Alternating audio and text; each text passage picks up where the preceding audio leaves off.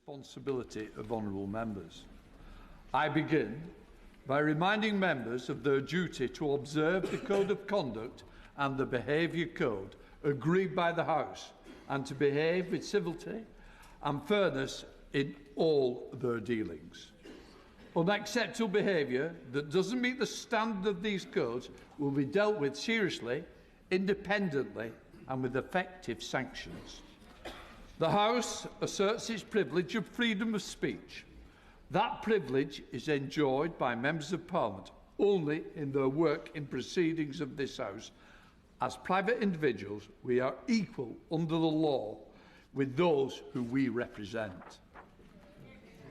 This privilege is there to ensure that our constituents can be represented without fear or favour. It is an obligation upon all of us to exercise that privilege responsibly. The Speaker does not have the power to police the accuracy of members' contributions. Unfortunately, it is incumbent on all members to be accurate in what they say in this House and to correct any mistakes as soon as possible.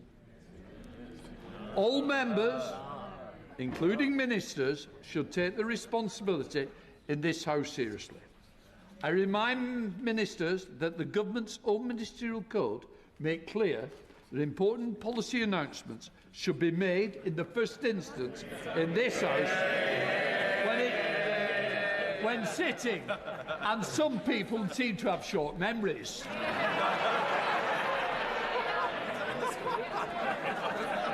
Both front and back benches must also adhere to the courtesies of this House. That includes informing other members in advance of visits to their constituencies, except purely private purposes. I remind all members that it's important that they are able to raise matters with me, seek guidance from the clerks freely, and for that reason, any such conversations and correspondence should be treated as confidential. I want all members and everyone in the parliamentary community to be able to go about their work safely online, here in Westminster and in their constituencies. We have a duty to be vigilant and to assist those whose job it is to keep us safe. Finally, I want to say something about how we treat each other and the language we use in the chamber.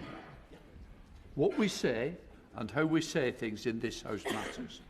It is and has an impact on colleagues, on those who follow our proceedings and the wider political discourse across the country. Members should be heard courteously, whatever their views, but in this place we are all honourable members. And while I expect robust political debate, I will not accept undignified language or improper criticism of individual members. Our constituents expect us to focus on the very serious issues that they care about, rather than making cheap attacks on each other. If a member falls short of the standards expected of us all, there are ways of dealing with that, but not by accusations made as sideswipes during questions or debates. If we fail to treat each other with respect in debate, that diminishes our work and risks raising the temperature of discussions outside this place, particularly on social media, which already too often descend into abuse against members and others. I expect members from all sides to treat each other with respect. Before moving to the first business of the new session, I'd like to express my very best wishes to all honourable members and to all those who work for the House and work for members, for the continuing support they provide to us. I've got to say, they are the unsung heroes. So thank you all for working with members and working in this House. I now call upon the Clerk of the House. Outlawries Bill.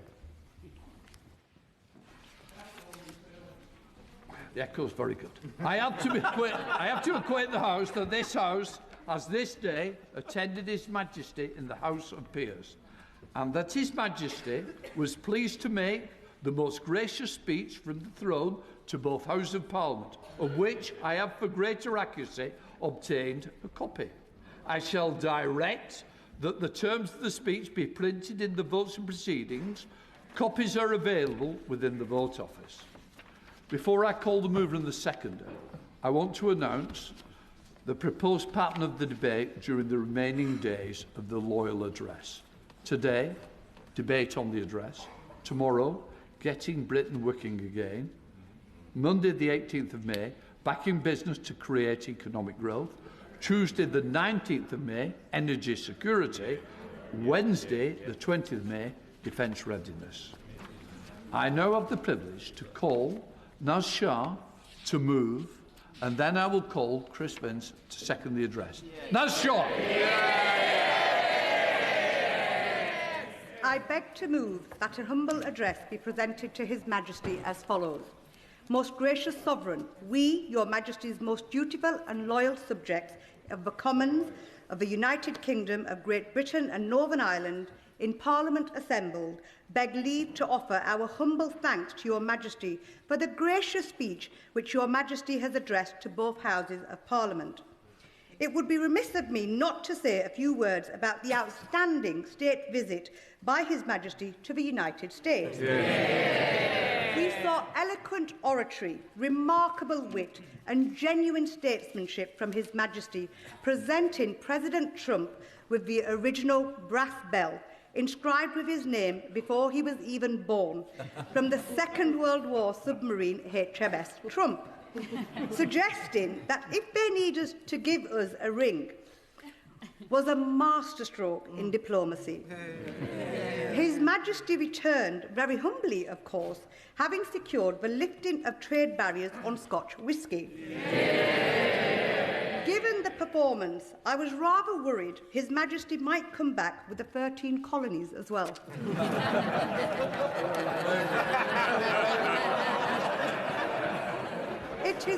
It is a huge honour for me and my constituents of Bradford West to move the Loyal Address. This is the second time my constituency of Bradford West has been honoured in this way. In 1959, the then member for Bradford West, Arthur Tiley, seconded the Loyal Address. When the Chief Whip called me about today, my first reaction, like many across this House, when the Chief called, is, uh-oh, what have I done? But then that uh-oh soon turned into, oh my days, no way, with the biggest smile ever. I remember clearly listening to the speeches by my honourable friends and members for Bootle, as well as Vauxhall and Camberwell Green, the last time this occasion happened, and thinking, now that is an honour. Had I known God was listening, I'd have asked to win the Euro Millions, Mr. Speaker. In fact, Mr. Speaker, had I known not always voting with the government also works, I might have done that.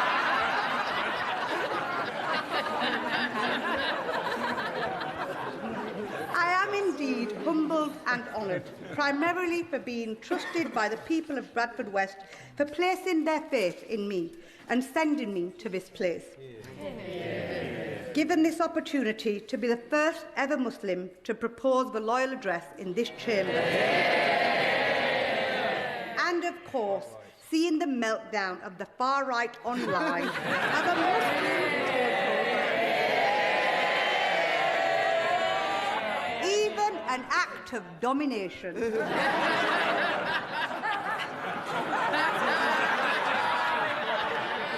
So in light of this, I must assure them this is not a takeover. I must state it is, as per convention, a joke. But if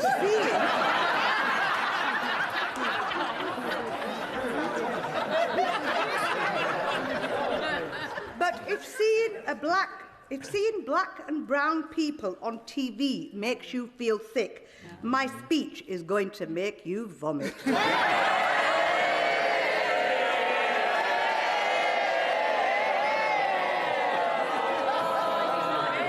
On a more serious note, Mr. Speaker. Over the last few months, I have had the opportunity to tell my own story, a story of my life and the challenges I faced growing up.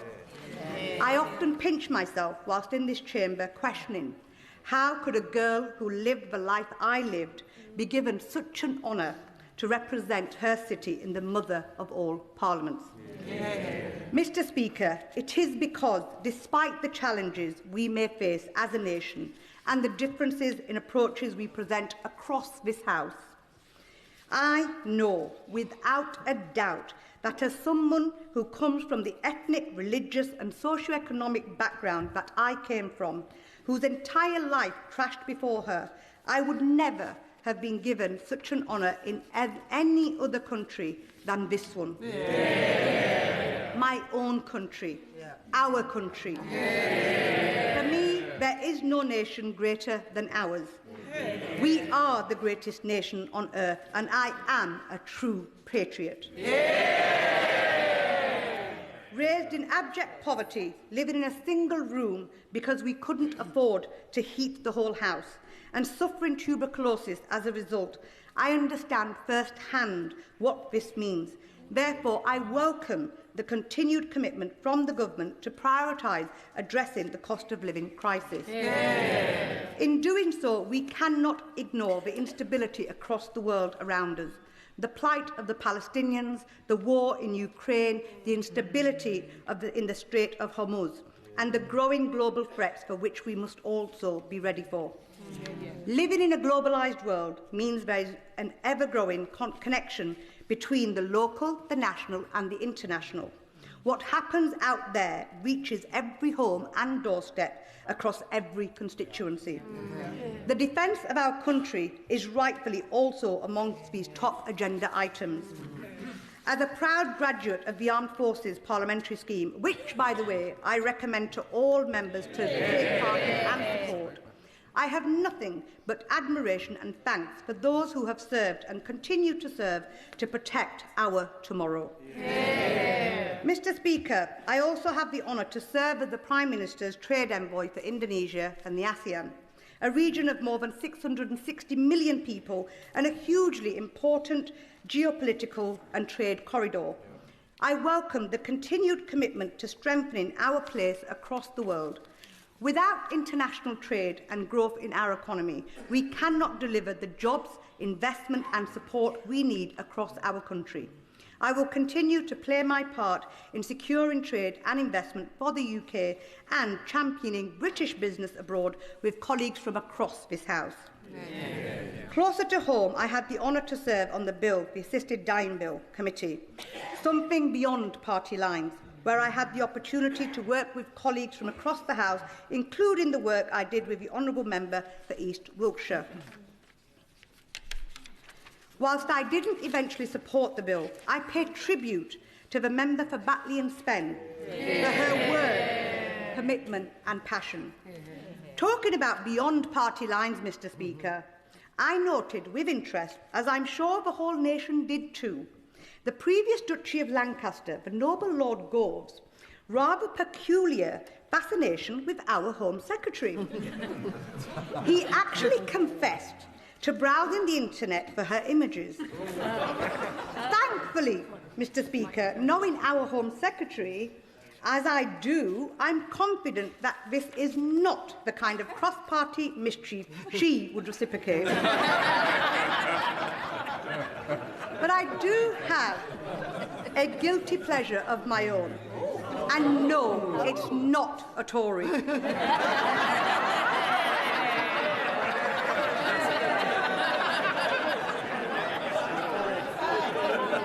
Unfortunately, for my calorie count, it is custard and cake. I blame Godfrey and Sharon in the tea room for their unwavering encouragement to indulge sparingly. I'm proud to be the first woman elected to Parliament for the constituency of Bradford West, a constituency with a history of extraordinary women who broke every barrier that patriarchy put in front of them. The Bronte sisters changed English literature forever, but had to use men's names to publish their writing. The suffragettes of Bradford went to Holloway Prison for the right to vote. The women of Manningham Mills walked out into the cold, changing our political landscape forever. Margaret Macmillan pioneered free school meals, and they were trialled in 1904 in the school I attended, Green Lane Primary, leading to the Education Act of 1906, which cemented free school meals into our history. And Barbara Castle, shaped by Bradford streets and schools, went on to write equal pay into law. And I am proud to serve alongside equally formidable women with the member of Bradford South and indeed the member for Shipley. There is something in the air in Bradford as a whole, something that produces women who will not be told. I promise this House I have zero intention of breaking with that. If today our country beams with pride because of the many great changes made by successive Labour governments, none of it would have been possible without the women who led the Manningham Mill strike, which then led to the founding of the Independent Labour Party, conceived and formed in Bradford West. It was in Bradford that a man named Keir first took the chair of the Labour movement. And despite 130 years, 2 world wars, and roughly 47 leadership elections, the party remains in the hands of a Keir.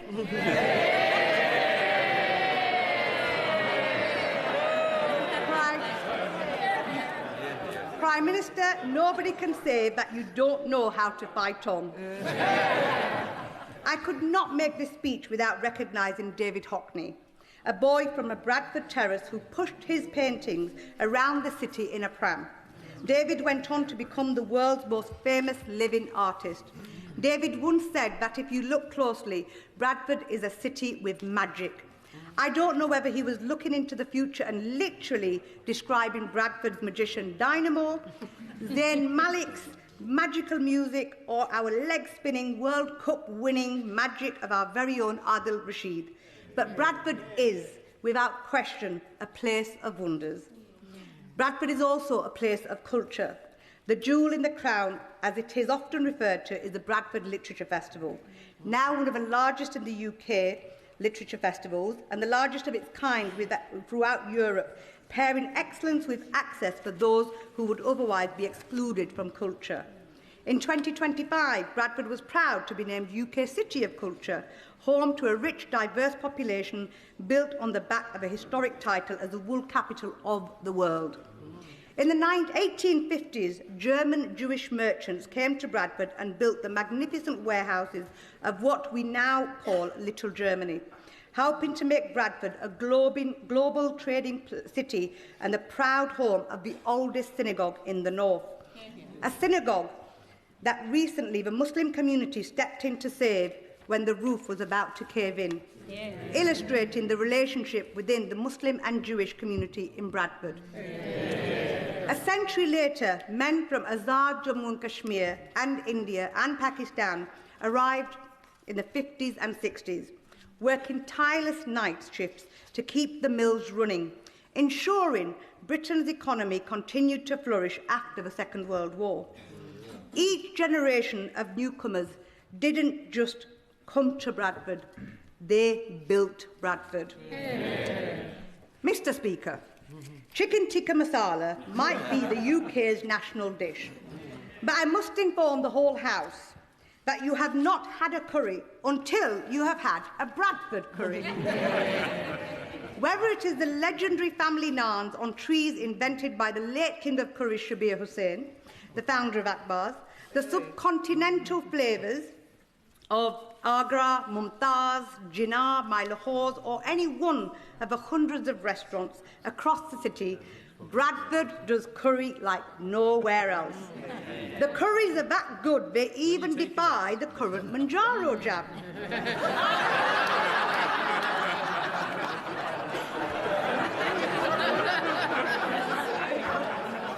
A note to the Health Secretary, he may well have to develop a stronger solution. I recommend Bradford's curry to all members of this House. Now that Bradford has a few reform councillors, Perhaps the member for Clacton, who I see is not in his place, could pay a visit and treat them to a good curry, followed by a pint brewed in Bradford. In fact, given the size of his recent gift that we are now all well aware of, he could probably take half of Bradford out and still be left with plenty of change. Bradford is, Mr. Speaker, the youngest city in the United Kingdom. It has been named the most entrepreneurial too. Morrison's grew from a market stall in our city to a household name. It's the place where I promise this House there is no poverty of aspiration, talent or ambition. But the poverty of infrastructure over decades has left us behind. Bradford is turning a corner. 270 million in public sector investment is building private sector confidence, with a combined pipeline now reaching 2.3 billion. I am grateful for our government support, which includes a new hospital in Airedale, 2 billion integrated settlement for West Yorkshire, giving our Labour Mayor, Tracy Brabin, the power and flexibility to invest in local jobs, new homes and improving skills. A Bradford City Station, 2.1 billion investment in transport for the city regions, funding enabling West Yorkshire to deliver mass transit, better buses and repair our roads and potholes. All of this is pumping confidence into a city ready for investors to benefit from its untapped potential.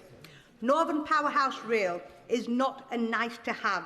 It is the difference between Bradford's young people building their futures at home or building them somewhere else. On this occasion, I would also like to pay my thanks to all the House staff across the estate who ensure that Parliament can play the role that it does. They are hugely deserving of our appreciation for everything they do. And outside of this place, the security services and our police forces who keep us safe with the ever-increasing risks and threats to our democracy. Given the magnitude of this moment, I would also like to emphasise the huge weight and burden of responsibility on our shoulders. When we speak in this chamber, it carries meaning and impact. It impacts that boy who takes off his kippah, the girl who removes her hijab, fearing for their safety because their race and religion has become a political football. An attack on anyone or anyone's place of worship, be it a synagogue, a mosque, a church, a temple, a gurdwara, or of any kind of religious institution, is an attack on our British way of life. We must strengthen our communities against the rising tide of nationalism and populism. In a world ever more dangerous, an online world ever more toxic, society more than ever needs unity, calmness and leadership to make our country the best it can be. The burden of responsibility falls on all our shoulders, and it has never been greater. Mr. Speaker, it is also convention to part with words of wisdom for those who are slightly newer to this place. With that in mind, I simply say this: nurture the pragmatism of being an elected representative of the people who have put their trust in you and sent you here, but never, never forget the passion of an activist. Keep that fire burning, because it is indeed that passion that will sustain you and carry you through. Because sometimes it gets difficult here. Mr. Speaker, a King's Speech is meant to be a fresh start. Parliament's version of clearing the kitchen table, making room for the work ahead, and gathering the family round, reminding ourselves what the country has sent us here to do. As honourable members may know, I believe in a full table. You make space. Hospitality matters in my home. You listen. You serve people properly. But good hospitality and politics itself is more than who speaks first or indeed the loudest. It's about noticing the quiet ones, those who may be less organised, not as powerful, but nonetheless equally, if not more important, the voiceless whose voices we need to become. Amen. Mr. Speaker, for someone like me, who spent her formative years fighting a campaign to release her mother from prison, who did not have a formal education beyond the age of 12, spelling, grammar and parliamentary language and phrases don't come naturally. Forced into a marriage at 15, forced to live with a life with hearing aids, lugging a black bin liner of belongings as a homeless teenager, left all alone as a guardian to a younger brother and sister, without a shoulder of support or stability in life, attempting suicide as I couldn't see a way out from my despair. Yet here I stand. With the world's eyes watching the state opening of Parliament on this momentous occasion, given the privilege of this moment. If this was not my story, I would only believe it to be fiction. But the truth is, there can be a light at the end of a tunnel. Because as I believe, and my life personifies for me, after hardship comes ease. I stood in this chamber for the first time and pinched myself. I still do.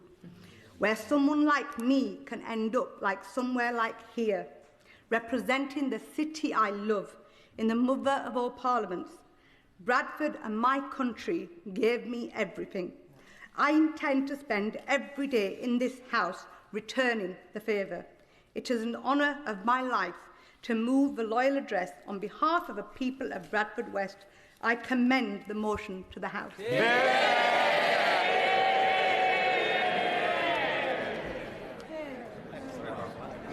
I won't mention the Bolton-Bradford game on Thursday. I now call Chris Minns to second the address. Chris Minns. Shut up for a Thank minute. you, Mr. Speaker. It is an absolute honour to second this humble address, but can I start by thanking my honourable friend from Bradford West for her incredibly powerful speech. And can I echo her words about the importance of communities coming together to tackle that divisive politics that we've seen so often, and thank her for that. Can I also echo her comments about the House staff and the incredible job that they do to support all of us? Following my recent London Marathon run, it was suggested by two of the doorkeepers that the only reason Sebastian Sewar ran it in less than 2 hours so he could get away from me talking about Harlow.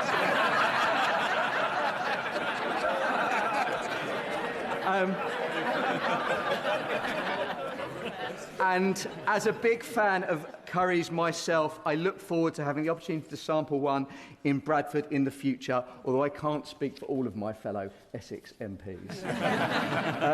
Mr. Speaker.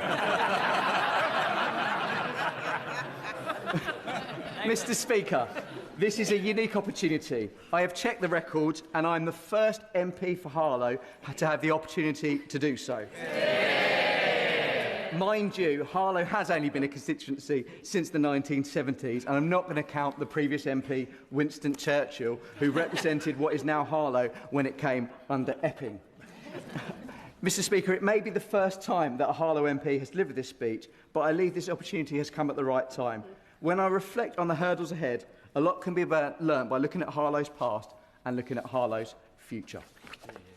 Mr. Speaker, I came about seconding the humble address, much like my honourable friend, when I received a phone call from the Chief Whip on the train home. And like my honourable friend and other members, I'm sure, across the House, the first thing I thought was, what have I done wrong? I thought perhaps, like some members across the House, he'd misheard me when I said horned during a speech in this place. And I didn't much fancy explaining to him that I said horned, and not any other word that sounds like horned, on a train that was full of my constituents. Thankfully, that was not the case. The Chief Whip told me there were certain traditions around the King's speech, that the speech should be humorous and was an opportunity to mention the member's constituency as often as possible. This did sound like a good gig to me, to be fair. Now, I can't necessarily promise humour, although I'll give it a good go. But I can certainly promise that I will mention Harlow as often as possible. And for those listening at home, you may wish to count the number of times I do so. I believe the current count is 7. 8. Is it 8? 8. What do I do for a living? Harlow, Mr. Speaker, is never a dull place to represent. And members across the House will know Harlow once again bucked the national trend when it came to last week's local election result. We are getting quite good at that, even if it might not have been quite the way I would have liked. However, what it does show is the ambition for the people of Harlow to see their town improve and grow, something that can only happen with this government's continued investment. Hint, hint. The Chief Whip also told me that it was tradition to have an established MP propose the King's Speech and for a bright young thing to second it. I have to say, Mr. Speaker, I'm not particularly bright. I'm not particularly young. But I'm definitely a thing. So, I can absolutely claim 1/3 of that description. I actually think the Chief Whip asked me to give this speech because he was aware that on the last day of term, I failed to achieve my 400th contribution to Hansard. So, look, I want to thank everybody for being here so I can now do so. And I look forward in this parliamentary term making a further 400 contributions with multiple references about Harlow, my mother's sterling career in HMRC, and the fact I may have previously been a maths teacher.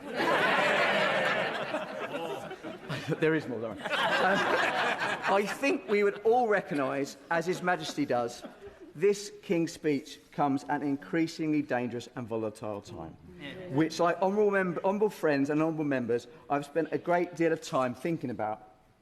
It's during this turmoil that I've taken the time to reflect on what it means to be British, those British values, what our country is about, what is the real Britain.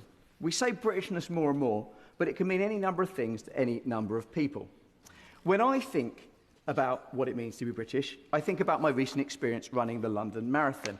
And, just to be clear, I am not referring to when the Honourable Member for Basildon and Billericay with his Union flag shorts on overtook me on mile 17, just as I hit the metaphorical wall. I have looked it up, he's 2 years younger than me, so I've got an excuse. During the marathon run, Mr. Speaker, or perhaps in my case I should say marathon limp, along the streets of London, I saw neither hate nor division. I saw unity. I saw people coming together to cheer on perfect strangers in their shared endeavour. I saw Gordon Ramsay randomly heckle me to carry on. And, Mr. Speaker, I even got supported by a Man United supporter. I saw everyone, Mr. Speaker, man or woman, black or white, gay or straight, all laying the 26.2-mile course. And by the way, that 0.2 miles at the end is only made possible by those supporters. Yeah. Mr. Speaker, that is the Britain I know. That is the Britain that I love. Yeah. And that sense of supporting one another, of coming together as a community in hardship and celebration, is alive and well in Harlow.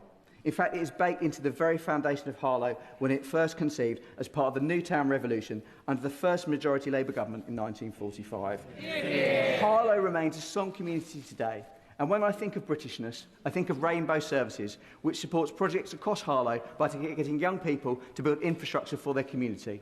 I think of Streets to Homes, the homes charity I worked at, which supports the most vulnerable in our society, and I think about the Michael Roberts Charity Foundation, which runs the local food bank. As I mentioned, Harlow itself is a post-war new town, designed by Sir Frederick Gibbard to be a place of neighbourhoods and communities.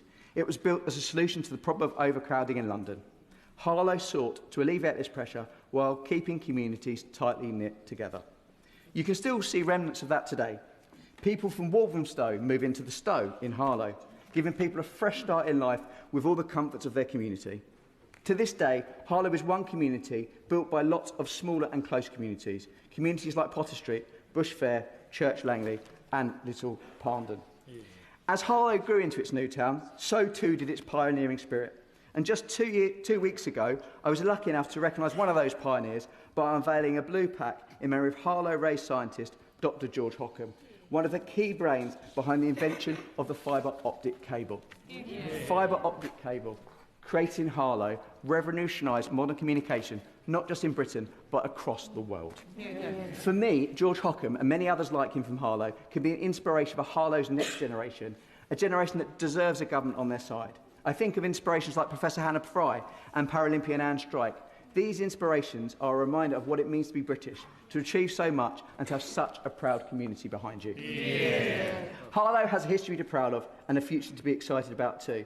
As a former teacher, I don't know if I've mentioned that, I am filled with pride when I visit schools across Harlow and see the incredible young people learning there. That is why I'm proud that education is at the heart of this government's offer in the King's Speech, building on the work done by the previous parliamentary session.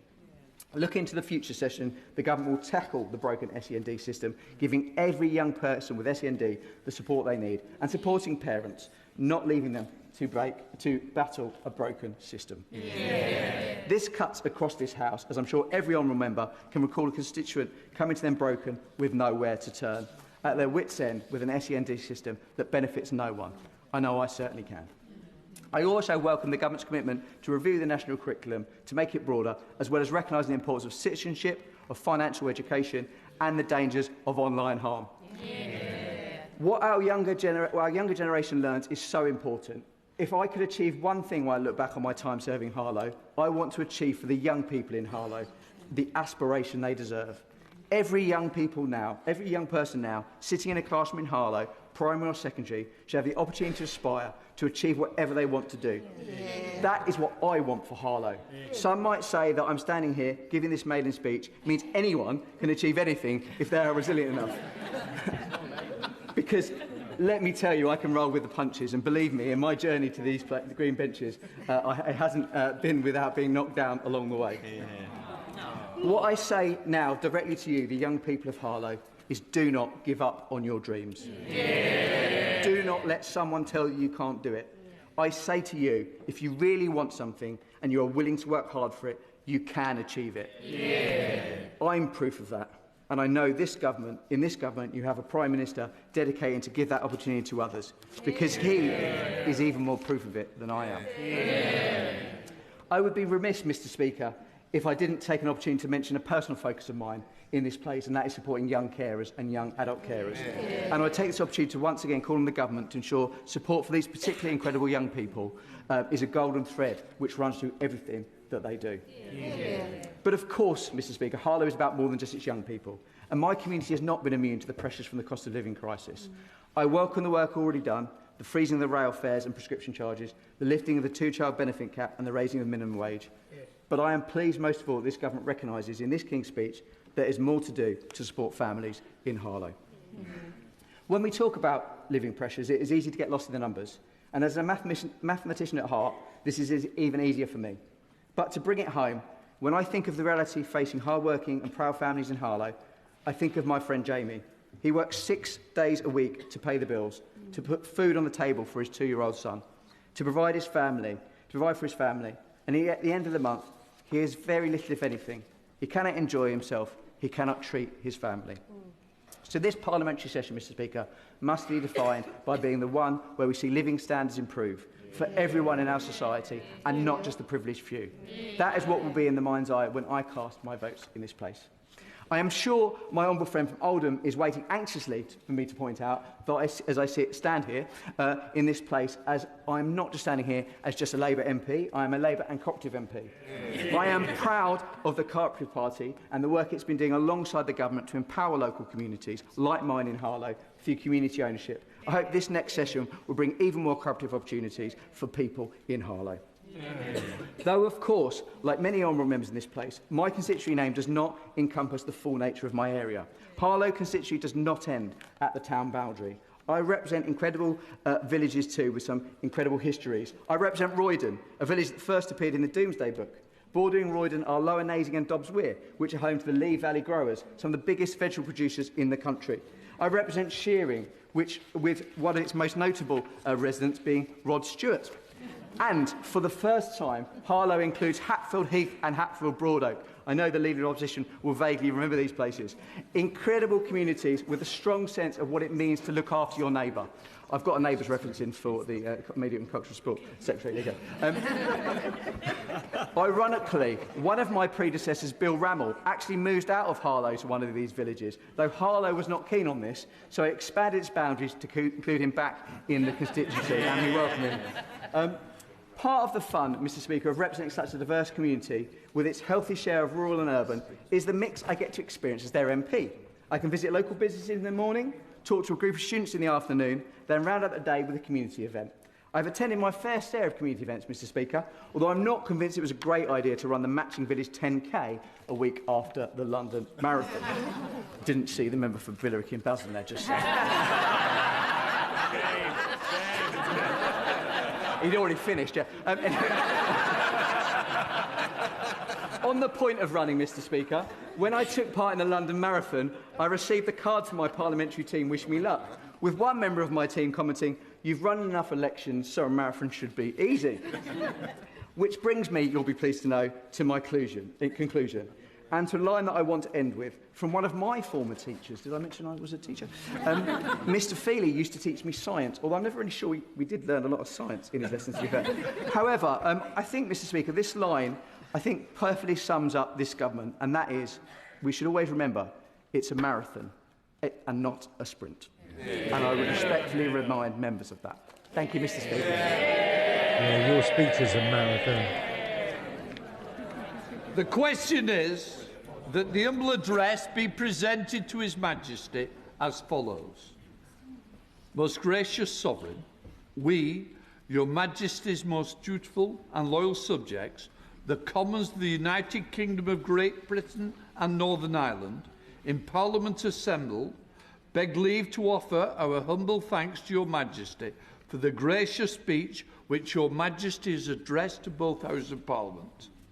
I now call the Leader of the Opposition, Right Honourable Kemi Ben. Thank you, Mr. Speaker. This King's speech is taking place against the most extraordinary backdrop. We knew the carriages were booked, the horses were ready, the King was coming, but would we have a Prime Minister? So, Mr. Speaker, it is such an honour to be the Leader of the Opposition who gets to respond today. May I start by congratulating the proposer and seconder of the Loyal Address on their excellent speeches. And can I also congratulate the whips for finding two backbenchers prepared to support the Prime Minister at this time. The Honourable Member for Bradford West gave a moving and funny speech. I especially appreciated her comments about black and brown faces on TV, or as my children say, "Oh look, it's mummy again." She only touched lightly on the fact that she is someone who has faced one of the most challenging childhoods imaginable, and yet, through the strength of her character, has made it to this place. She's made of tough stuff, and that is something we need more of in this House.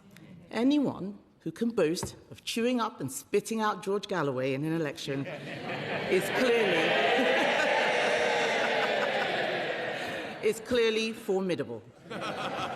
I also congratulate the member for Harlow on successfully delivering a humorous and warm-hearted speech. As he noted, he is my constituency neighbour, and he also, yes, did run the London Marathon last month, raising money for St Clair Hospice, which cares for both our constituents, and so I would like to take this opportunity to thank him for doing that. So I've become a big fan of his after listening to his speech, especially after he was so generous in his comments about the Harlow Conservatives' successful election campaign and my councillor's outstanding work regenerating the town centre. And I would say to him, if things on that side of the House are getting a bit much, he would be very welcome to cross the floor and help Conservatives carry on that work. Mr. Speaker, I think we can say that the proposer and seconder of the Loyal Address have upheld the best traditions of the House. I would, of course, like to pay tribute to His Majesty the King. His Majesty has served through a period of great personal difficulty, and throughout he has exemplified the virtues of grace, dignity, humour, modesty and resolve in the face of adversity.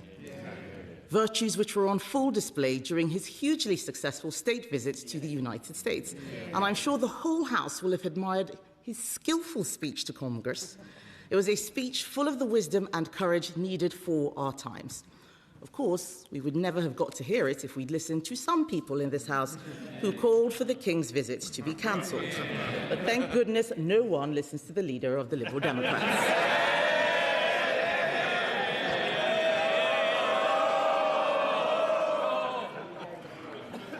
As for the Prime Minister, when he was young, he called for the end of the monarchy. So I'm glad that the Right Honourable and Learned Gentleman has seen the error of his ways, because previous King Charleses took a much dimmer view of that kind of thing. I'm only sorry that this newfound appreciation of the monarchy and our country's traditions have come too late, because this is the first parliamentary session ever without the hereditary peers. And their departure will be keenly felt. And our Parliament will be poorer for it. Especially, Mr. Speaker, when you consider some of the people that Labour have been replacing them with. People who've already had the whip removed before they've even taken their seats. Mr. Speaker, I know the convention is for this to be a light-hearted debate. But as I've already said, this is a highly unusual moment. The Prime Minister is in office, but not in power. Everyone is trying to pretend it's all right. It's not all right. In the past 48 hours, nearly 100 Labour MPs have called for the Prime Minister to resign. 4 ministers have quit. It is clear his authority has gone, and that he will not be able to deliver what little there is in this King's speech. This is a government less than 2 years in office, which has already run out of ideas and run out of road. So how did we get here? There is a great line in the musical Hamilton, Mr. Speaker. Winning is easy, governing is harder. Everything that has gone wrong in Labour's first 2 years comes back to one problem. They came into office with no plan. They did not understand the difference between winning an election and governing a country. It was very easy to make promises in opposition, promises to freeze council tax, promises to take £300 off energy bills, promises to the WASPy women. Hundreds of Labour MPs took photos with them to post on their Facebook pages and their websites and their election leaflets, but at no point did they bother to think how would they deliver any of it. They didn't spend their time in opposition thinking deeply about the country's problems. They assumed that governing in the 2020s would be like governing in the 1990s. But it isn't. Britain is facing new structural problems. We have an ageing...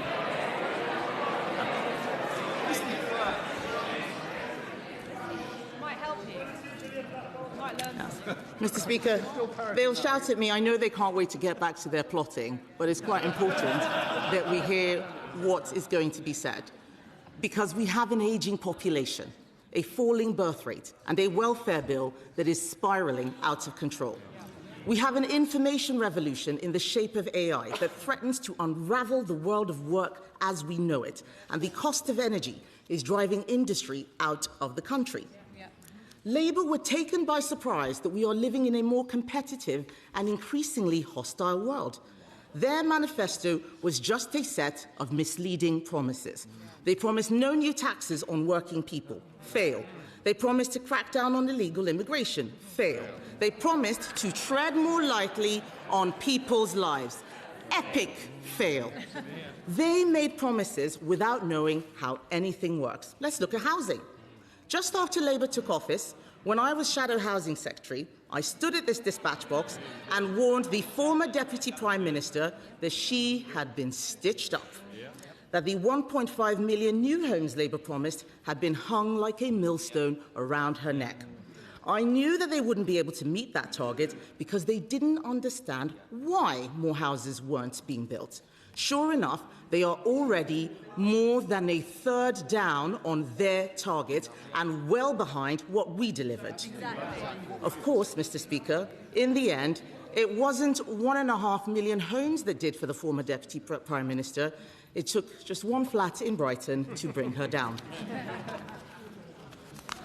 Mr. Speaker, it is so obvious. That is so obvious. I know they don't want to hear it, Mr. Speaker, but this. I know they don't want to hear it. Look at them. They are so arrogant. They want to lead our country. They can't even lead a coup. It is so obvious, Mr. Speaker, that they cannot handle being in government. They cannot handle it. They hate the responsibility. They hate having to take tough decisions. They prefer scratching the itches that they had in opposition. Giving inflation-busting pay rises to the unions, 28% for the doctors who are still striking. Nearly 2 years, they are still striking. Handing out more benefits to the only people who will still vote for them because Labour don't understand that poverty isn't created by a lack of benefits, it's created by a failing economy. Mr. Speaker, we spent the last session listening to Labour MPs telling us how great everything was going. No doubt we will hear lots of grandstanding speeches this week telling us what a fantastic job they did. How absurd, given the number of them demanding that the Prime Minister stands down. We counted, Mr. Speaker, there were 24 U-turns in that first parliamentary session. Winter fuel, family farms, grooming gangs, welfare reforms, social media for under-16s, day one workers' rights, the list goes on. And every single one of these U-turns had at its core a single issue: the Prime Minister's total lack of judgment. This is a man who, faced with a crisis of vision, charisma and electoral success, sent for Gordon Brown. Leadership, Mr. Speaker, is about having a vision for this country. It's about having the courage to take difficult decisions, persuading your party that those difficult decisions will pay off in time, and taking responsibility for your mistakes. He has failed on every count.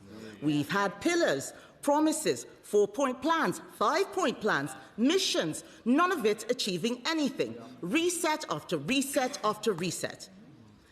Even if the Prime Minister does last long enough in office to deliver this gracious speech, the bills announced today do not remotely come close to what the country needs. I know that they're chuntering, Mr. Speaker. Not a single one of them actually dares to intervene on me in this speech. I do, Mr. Speaker, however, want to welcome the government's ongoing support to Ukraine and its commitment to NATO. In this increasingly dangerous world, it is more important than ever that we stand with our allies in the fight against tyranny. I also commend the government for its commitment to speed up the delivery of infrastructure, such as new nuclear. Too many governments have been frustrated in their attempts to deliver nuclear projects quickly, and we will support efforts to make this process simpler, faster and cheaper. I also want to be generous to the Home Secretary, because I can see that she is trying to do something about illegal immigration. But the elephant in the room is that she almost certainly won't be Home Secretary for much longer. Sadly, no one else in the Labour Party looks remotely interested in bringing down illegal immigration. The rest of this offering in the King's Speech, Mr. Speaker, makes it clear that they have learnt no lessons from their mistakes in government so far. All we have is a load of re-announced policies, hounding our brave veterans through the courts, legislating for digital ID, a policy they told us they dropped, banning trail hunting, just more class war that makes no one's life better, scrapping NHS England, something the Prime Minister announced 14 months ago. But then I suppose the Health Secretary has been a bit distracted lately, hasn't he? Yeah, hasn't he? Yeah. He's chuntering now. Why don't you just do your job? Do your job. Even worse, Mr. Speaker, is what isn't in the gracious speech. There's no point in him giving me dirty looks. We all know what he's been up to. We all know. Even worse, Mr. Speaker, is what isn't in the gracious speech.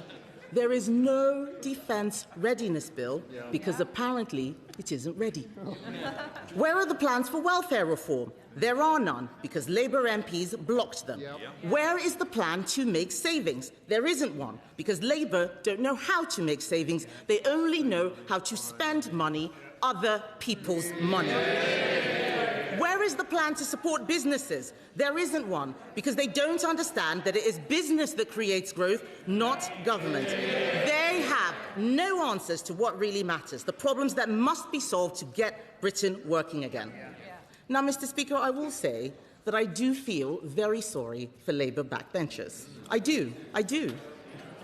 They arrived here, not that it's true, I do feel sorry for Labour backbenchers, I do. They arrived here not that long ago with such high hopes. Some of them, in fact, were so talented, they were made ministers before ever speaking a word in Parliament. So talented. Although one of them has just resigned. I mustn't forget that. One of them has just resigned. We have watched, Mr. Speaker, their growing horror, day after day, week after week, as this hope descended into total chaos. The dread as they are sent out yet again to defend the indefensible. The injustice at feeling like pariahs in their own constituencies. Banned from pubs, banned from hairdressers, which is presumably why all the women on the front bench have the same hairstyle. The realization, Mr. Speaker, that their legacy is just going to be... Now, they can complain as much as they like. I wasn't expecting this to be comfortable for them. They're the ones who are trying to unseat their Prime Minister. They should face that. The realization, Mr. Speaker, that their legacy is just going to be breakfast clubs and Peter Mandelson. Labour MPs have been treated as disposable by their leadership, sacked for backing the two-child benefit cap, sacked for opposing welfare changes, sacked for supporting farmers. The Prime Minister then U-turned on all of them. It must be tough when you take a principled stand and have the whip removed only for the government to confirm 6 months later that they agreed with you all along. It is no wonder, Mr. Speaker, that nearly 100 Labour MPs have now called for the Prime Minister to go. I know that there's another 100 who claim to be supporting him, although some of them didn't even know that their names were on that list.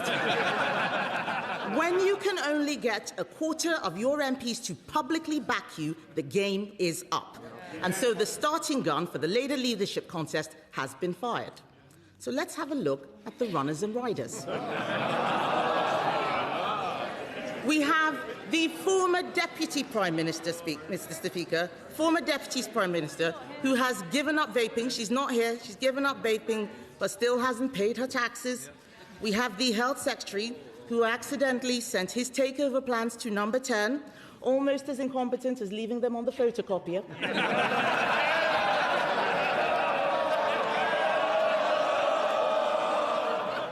And we have, Mr. Speaker, the Mayor of Manchester. The Mayor of Manchester, Mr. Speaker, a self-proclaimed winner who has twice failed to win the Labour leadership, including against the member for Islington North. As one Labour MP said about all the candidates in this race, and I quote, "We have to face up to the fact every single one of them is," I apologise, Mr. Speaker, F*** useless. I do feel sorry for the poor Labour MPs who will now be subjected to months of peacocking by leadership candidates while the country is not being governed. I have some advice for whichever of them eventually takes over. Getting to number 10 is not an award for being in a game show.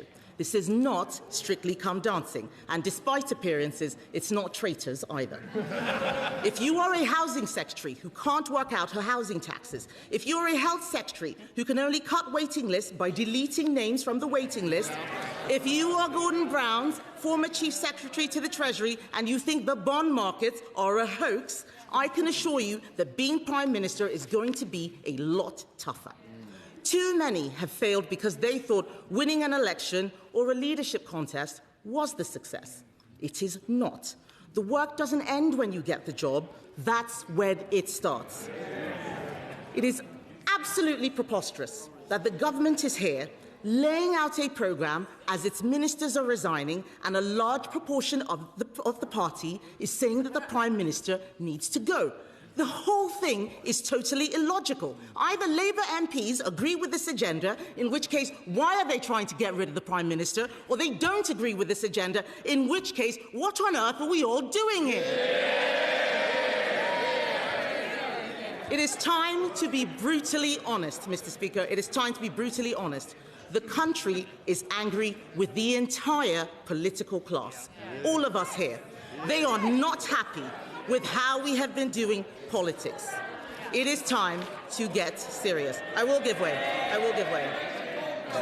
The Right Honourable Lady seeks to lecture us on why it is that everyone is so fed up with the political class, but uses this opportunity not to lay out what the Conservatives would do, but to spend her time insulting everybody on this side. Surely that's not the way to proceed. Oh, I'm not done yet. I'm not done yet. There is plenty more coming. There is plenty more coming. And the Honourable Lady says she's getting a lecture. She is getting a lecture. She is getting a lecture. We're all getting a lecture because we are legislators of the United Kingdom. We were sent here to fix difficult things, not focus on our personal hobby horses, ranging from the petty to the puerile. I would say to members opposite, you don't need to be scared of the member for Clacton. I'm not. He is not the cause of Britain's problems. He is a symptom. No, he is. They are still, Mr. Speaker, they are still delusional. They are still delusional, Mr. Speaker. I'm sorry to puncture the bubble. I am not here to pretend that what is happening is not happening. They can all pretend and live in la-la land. I'm going to speak the truth to them. He is not the cause of Britain's problems. He is a symptom of the failure of the political class to focus on what matters. If you fix the problems that people care about, he goes away. But I will give way. I will give way. I'm very glad that she's given way, and she's saying that the honourable member for Clacton is a symptom of the problems. But would she agree that what she and he both have in common is that she very loosely agreed that we should race into war with America in Iran? And then just a week later, she thought maybe that's not such a good idea. And doesn't that prove why she and he are totally unsuitable on this side of the House? That was a nice try. It's not going to work.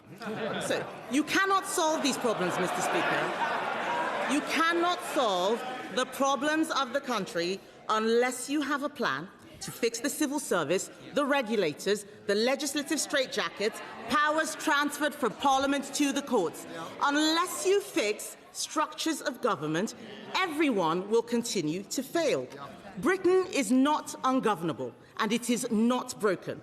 The reason we published an alternative King's Speech, I'll say to the Honourable Lady who was asking what the plan was, we have published an alternative King's Speech, is because we need to take tough decisions to get the country out of the mess we're in.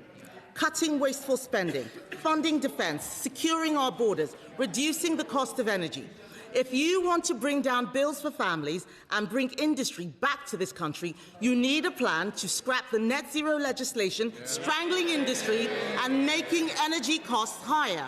That's why we're proposing a cheap energy bill to do just that. If you want businesses to employ people, you need to stop crushing them with thousands of pages of employment laws and stop handing power to the unions. You need to stop hammering businesses with tax rises.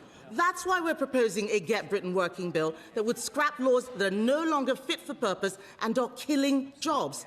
If you want to get a grip on illegal immigration and remove foreign criminals from the country, you must have a plan to leave the ECHR and repeal the Human Rights Act. You must. Efforts to get control of our borders have been frustrated because power has been taken out of the hands of ministers. We need to bring that power back so that we don't have murderers staying in our country because the courts stop us from deporting them. Our alternative King's Speech shows how it can be done, letting the government, not the courts, decide who comes and goes. Prime Ministers are going to keep running into problems until they deal with activist lawyers and international agreements that tie the government's hands against the interests of the British public. Oh, Mr. Speaker, they're chanting that it... Mr. Speaker, they're chanting that it's... Does someone want to stand up and tell us who they're supporting? Is it the plotters or the PM? Is it? Because I know that's what they really want to get to. They're not interested in hearing what a plan for the country should be because they're too focused on Labour Party problems. Mr. Speaker, we will keep running into these problems until they deal with activist lawyers and international agreements that tie the government's hands against the interests of the British public. Next, we must reduce welfare spending. It is eating every penny that we generate in income tax and more. We must spend much more on defence. Even former Labour defence secretaries are pleading with the government to do this. That's why we're proposing a sovereign defence fund which will overhaul Britain's defence industrial base. That's what the alternative could be. That alternative King's Speech makes difficult choices because that is what leadership is. We have laid out these plans now because we are more than happy for Labour to take them. They might be our political opponents, Mr. Speaker, but we are all citizens of this country. We recognise the enormous challenges facing Britain. We want to see these problems solved, and so do our constituents. Time and again, I have offered the Prime Minister support to pass difficult legislation.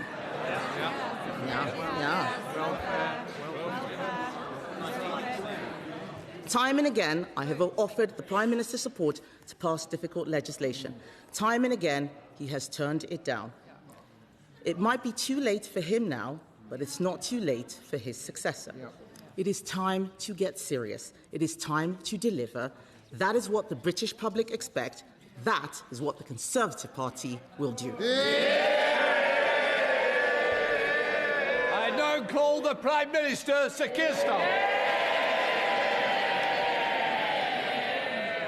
Mr. Speaker, can I say what a pleasure it is to welcome the gracious speech of His Majesty and the radical agenda of this Labour government that will tear down the status quo that has failed working people and build a stronger, fairer Britain. Mr. Speaker, in light of the abhorrent attacks in Golders Green 2 weeks ago, let me start by briefly addressing that directly. It was the latest in a series of appalling anti-Semitic attacks, a normalisation of hatred that leads terrorists with warped Islamist ideologies to attack people they've never even met, simply because they are Jewish. A hatred that leads some to march calling for the murder of British Jews, and not to think there might be something wrong about that. Mr. Speaker, I've fought this hatred in my own political party. And I've sat with others as they describe what it means for them. The fear, the sense that maybe they shouldn't wear something or do something that might reveal their Jewish identity, just in case. Mr. Speaker, it is time for the silent majority in this country to speak up, to stand with British Jews and defeat this hatred once and for all. Just as we will take on any form of hatred, from left or right, that seeks to divide us. Mr. Speaker, in the words of the gracious speech, we will defend the British values of decency, tolerance and respect for difference under our common flag. Mr. Speaker, that is also why, when far-right agitators try to come here this Saturday to spread their poison of hatred, this Labour government will block them this time and every time. Mr. Speaker, the gracious speech was brilliantly proposed by my honourable friend, the member for Bradford West. Members across the House will have read her remarkable new book. Her list of endorsements is truly impressive, reaching well over 100 members. At last, Mr Speaker, a list that we could all get behind. And Mr Speaker, it's not the first time that has shown her ability to bring people together. She united her city and many in this House when she sent George Galloway packing. And, Mr Speaker, the House will know that she is passionate about the measures this government is taking to lift 500,000 children out of poverty. As we all are on this side of the House, it is the pride of these benches. But the House might not know about her remarkable effort to get Marcus Rashford to champion free school meals and speak to pupils in her constituency. Now, most of us would have attempted this, Mr Speaker, via the complex world of agents and managers. But my honourable friend had a different idea. She spoke to, as you do, the sister of Cristiano Ronaldo. Now, I can imagine the Ronaldo household is used to fielding some pretty big offers. Multi-million-pound transfers, billions in brand sponsorships, Piers Morgan calling for the 8th time that day. But I cannot imagine the confusion in the Ronaldo family when they heard my honourable friend say, not is Cristiano Ronaldo available, but can you give me the number of Marcus Rashford? I want to invite him to a primary school in Allerton and have some porridge in our free breakfast club. Mr Speaker, on a much more serious note, I know the whole House will join me in paying tribute to my honourable friend's extraordinary courage, together with her mother, brother and sister. This story is utterly harrowing. Their strength to survive and the deep-rooted determination to fight for change is an inspiration for all of us and the very best of who we are. My honourable friend brings a lived experience to our politics, an empathy, a compassion, a humanity, an understanding of how easy it is to slip from a stable and secure life into one gripped by terrible deprivation. As she writes in her book, behind every word we utter must lie the foundation of real human experience.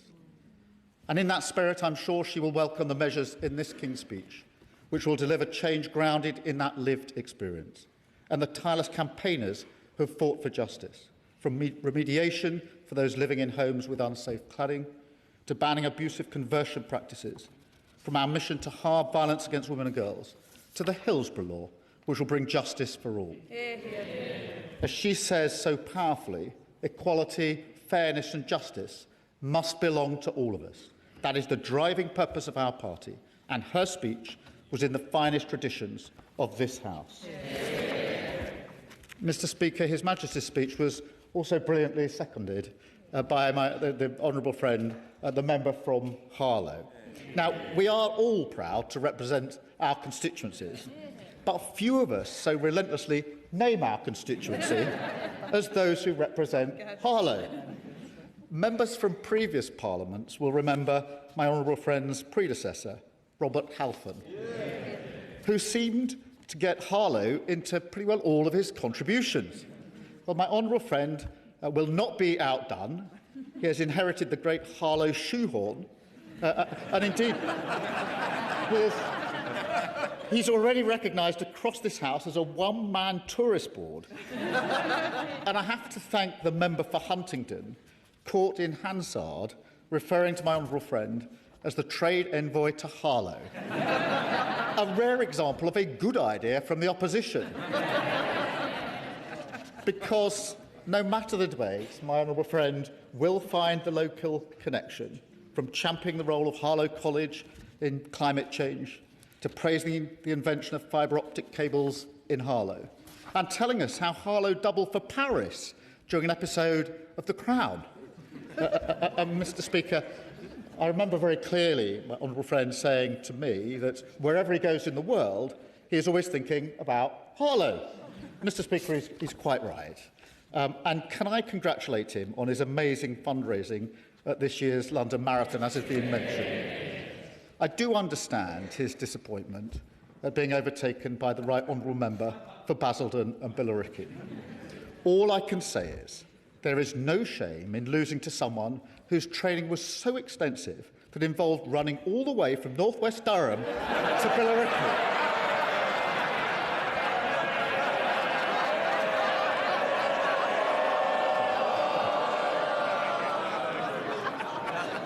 Mr. Speaker, as a secondary school maths teacher for 15 years, it is perhaps no surprise that my honourable friend brings an eye for detail, boundless energy and ability to handle these occasionally unruly benches. But he also brings a real passion for young people, a deep and personal understanding of the invaluable role that young carers play, and a total conviction in the power of education to change our country. So I know he will welcome the education bill in the gracious speech.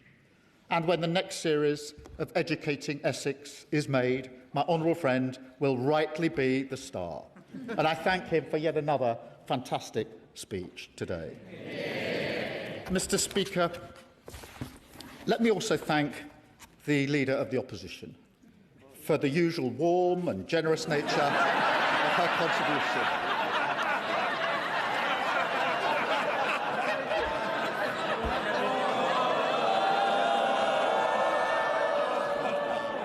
In difficult days, her input is always a ray of sunshine. I particularly getting tips from her on how to win friends. This is from the person, Mr. Speaker, who previously called us orcs and goons. But, Mr. Speaker, I am a gooner, and so, as usual, she is less than half right. But we do have one thing in common. Our parties both had tough results in the local elections last week. The difference is she hasn't noticed. And,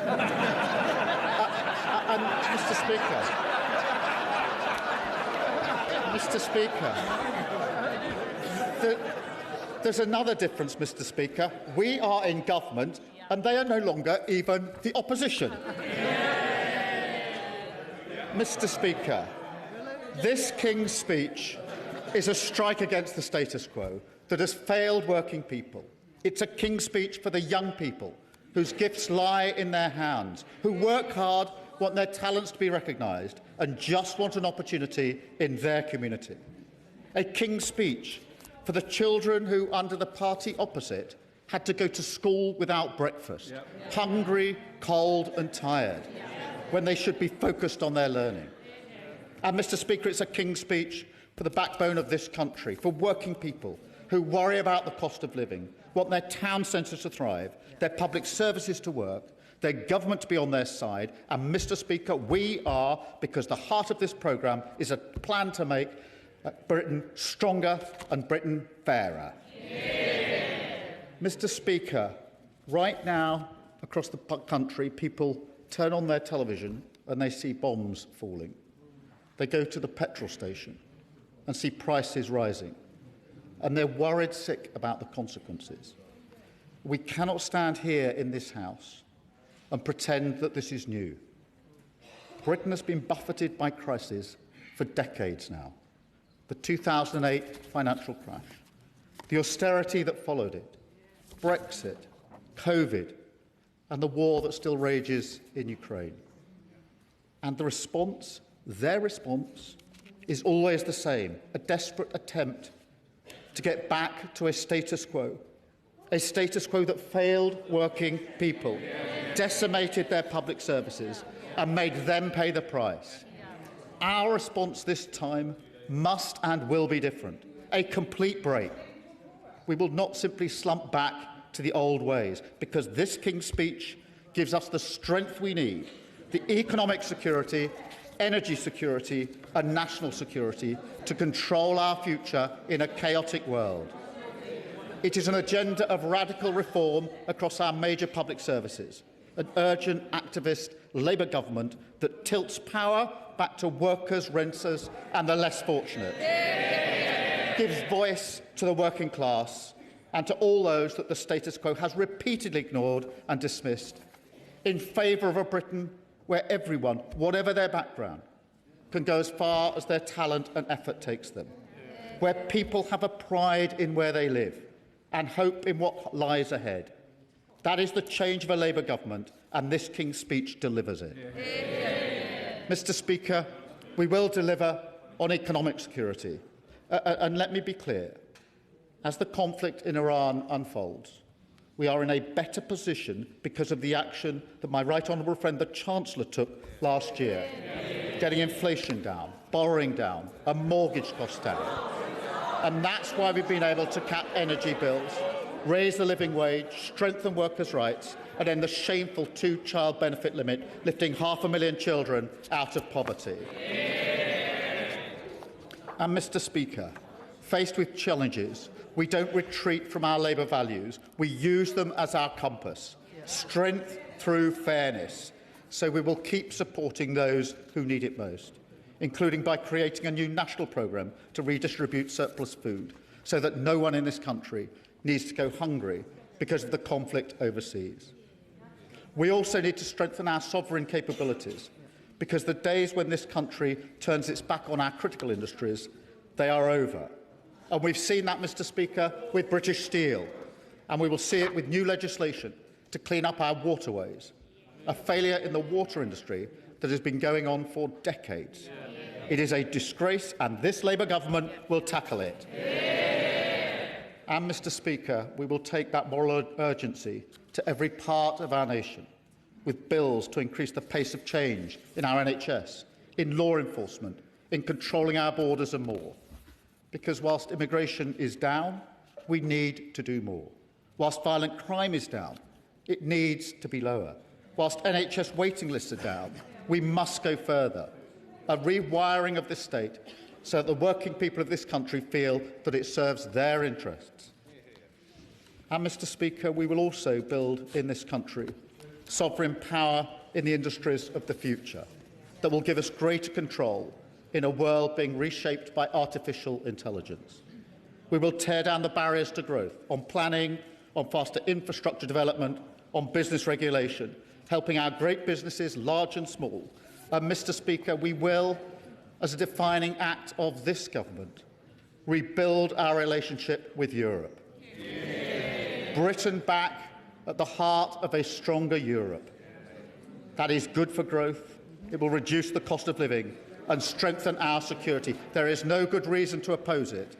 So for our economic security, for our Labour values, this government will act. Yes. Okay. Prime Minister, in my part of the United Kingdom, Northern Ireland, we have been subjected now for some years to the humiliation of being governed by laws we don't make and can't change.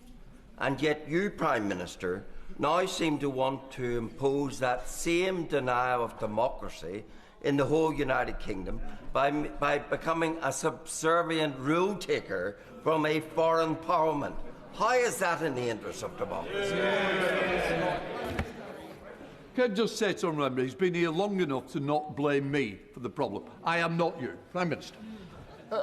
Mr. Speaker, I thank him for his intervention. I'm very well aware of the tensions in Northern Ireland, the issues that have to be dealt with in relation to relations with the EU. But we have to face the fact that promises were made about Brexit, which were not true, which haven't borne fruit.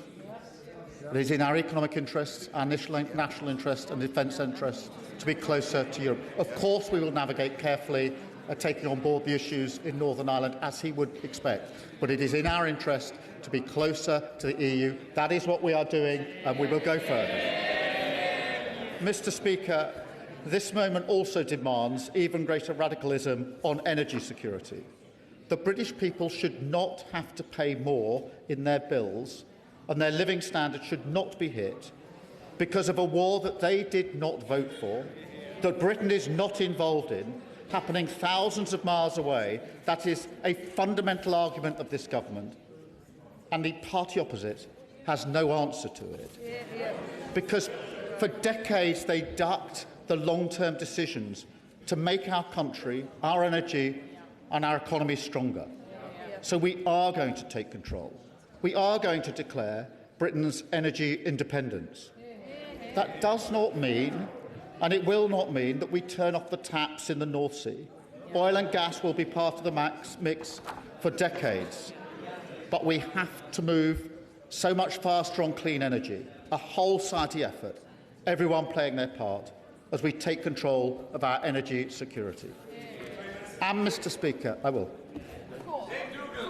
I'm very grateful to the Prime Minister for giving way. He talks about energy security, and he should know that Scotland currently exists in a state of energy surplus. We generate more electricity than we use, and he should know that under conditions of surplus, prices go down. But in Scotland, because we have to be stuck in the GB energy market, we pay for the scarcity of energy in England, but not just to the equal, to the detriment, higher prices for energy in Scotland. Can he explain why that dysfunction exists and what's in this King's speech to fix it? Well, what's in this King's speech to fix it is moving faster to our energy independence. That is the way that we get off the international markets. That is the way that we take control and reduce bills for people across the country. Mr. Speaker, we will, of course, also strengthen our country's defence security. That starts with the fundamentals and a recognition that it is not in the interests of this country to rush into a war without any thought of the consequences. That is my position. That has always been my position, regardless of the pressure. A test of judgment which some in this House have failed. It continues, Mr. Speaker, with our commitment to NATO, the most successful defensive alliance in history. A proud achievement of this party that others would throw away. Today, faced with even greater threats, we need to strengthen NATO, we need to invest in our defence capabilities, and we need to strengthen the European element of NATO, because this nation is stronger when it stands with others, not just in word, but in deed. We are prepared to lead from the front, to bring nations together in this moment of danger, to support Ukraine, including through the coalition of the willing, and to act with our allies to reassure shipping in the Strait of Hormuz. Because, Mr. Speaker, we're not merely content to manage the fallout of the Iran crisis. Instead, we're building an international effort to solve it and end the economic harm. And of course, Mr. Speaker, standing up for the defence and security of the United Kingdom depends on one thing above all else: ending 14 years of Tory defence austerity, with the biggest sustained investment since the Cold War. And we will go further with the measures outlined in the King's speech, with our upcoming defence investment plan. And, Mr. Speaker, we will develop the capabilities our nation needs. We will also deepen our partnerships to fire up our industries and make sure that British skill, British pride and British resolve are converted into British jobs in a stronger, fairer Britain. Yes, I will. For the Prime Minister for giving way. He's used a lot of words about the Defence Investment Plan, which was, I think, due in the autumn of last year. So when's he going to sign it? I'll take no lectures from the party opposite. They hollowed out defence spend. Defence spend was 2.5% when they came into power, 2.3% when they left power. The investment plan is being finalised and will be published soon. But, Mr. Speaker, the strength is the foundation. That's the way we maintain our control, even in the storms of blood. I won't give way. I mean, the Prime Minister quite rightly prioritised the defence of the country. We have depended for decades on the courage, honour and loyalty of our soldiers. They, of course, some of our best units, are now losing soldiers because this government is undermining them and allowing them to be prosecuted and persecuted for alleged crimes that were not carried out decades ago in the Northern Ireland Bill. Mr. Speaker, he knows very well that the provisions in Northern Ireland are intended to strike the right balance between what needs to be done and protecting our veterans. We are, of course, proud of all those that have served and do serve our country, but the legislation that was put forward by the last government was struck down, leaving no protection whatsoever. Because, Mr. Speaker, I'll go on. I'll make some progress. The way we change our country, rather than make our progress.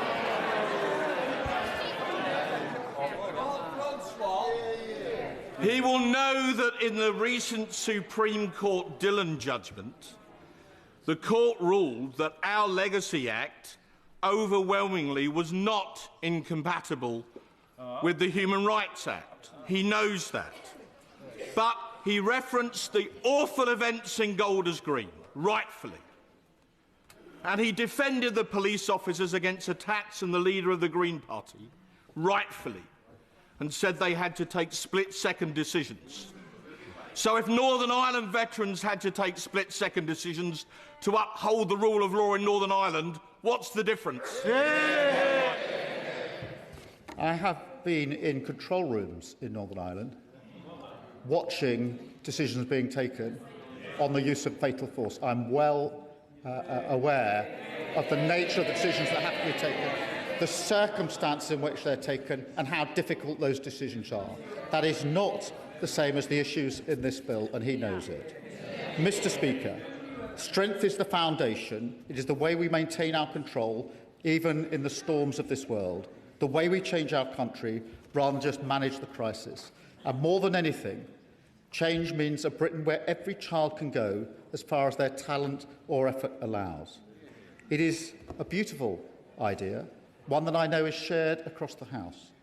But we need, as representatives of this country, to see the country as a whole, to make sure we see every child, including the children who are growing up in poverty, the children who have special educational needs, and the young people who can't get a job, and the people who are ignored, excluded from our highest aspirations because they don't want to go to university. This is a King's Speech to change that, Mr. Speaker, once and for all. Mr. Speaker, my late brother had difficulties learning, and he had to fight every day just to be seen. And there are millions of people like him, people who are ignored by a system, a status quo that has no expectations for them. This King's Speech will make sure no child is left behind, because everyone has something to contribute to the success of this nation.